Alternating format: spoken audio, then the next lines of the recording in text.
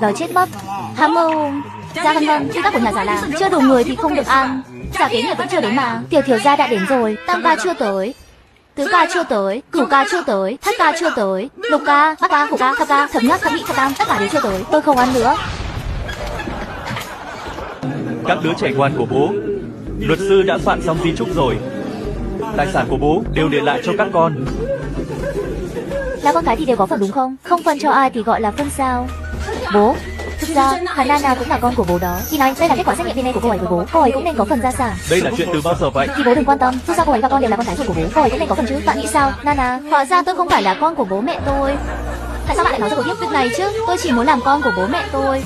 Bạn bị điên à? Được thừa kế gia sản mà không muốn à? Cô ấy nói muốn có tài sản bố. Tôi không muốn. Cô ấy muốn. Sao cô còn khóc lóc vớ vẩn thế? Từ nay về sau, ba anh em chúng ta sẽ là cùng một chuyến tuyến.